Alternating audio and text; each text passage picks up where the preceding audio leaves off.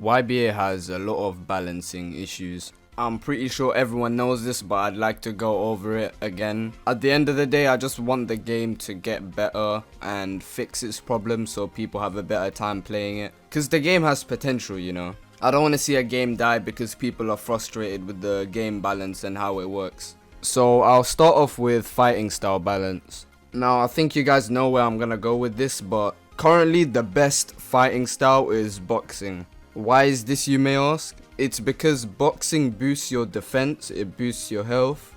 It has 3 moves, a barrage, a block break move, and a stun move. Not to mention the stun move also blinds you. That sounds like a bit much, doesn't it?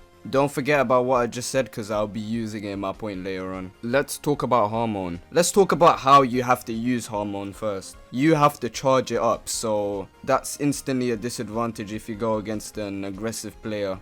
It has 3 moves, a block break move, a stun move, and a barrage. Not to mention that the range of the stun move was nerfed. This fighting style also allows you to increase your damage output and increase your defense while your Hormone is charged. Boxing basically has the same moves as Hormone, if not they're better. Boxing is basically better than Hormone. The only downside is that you have to use an item to use your boxing moves, but that's not much of a problem because people have gotten so used to it. Pluck has to be one of the worst fighting styles in the game. The moves have some weird hitboxes. You could use the move from close up and it wouldn't even hit, but if you're far away it will. With Pluck you have no health buff, you have no defense buff. You don't even have an agility buff, which makes sense for something like Pluck. Let's talk about Vamp. Yeah, let's talk about Vamp. Vamp is probably one of the worst fighting styles to be in the game. Vamp has 3 moves. It has a life drain move, it has an eye laser move, and it has a freezing move. I couldn't be asked to say the full name, so just take that.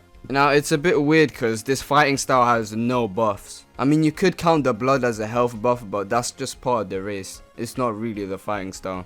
The kind of buffs that Vamp needs is a power buff because in part 1, when you become a vampire, you become significantly stronger. And I don't know why they didn't think of this when making this fighting style. Also, another thing that they should add is when you upgrade your ultraviolet resist, Hormone should do less damage to you.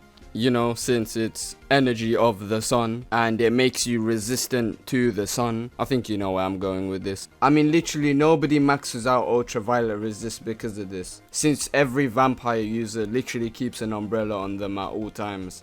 I feel like if they keep Vamp the same, there should be some sort of evolution for it. I feel like there should be an awakening for it. The awakening should make you resistant to the sun just like cars. Because right now I feel like Vamp users are at a massive disadvantage, you know. The last fighting style I'll talk about is probably the most disappointing one, and it's Spin.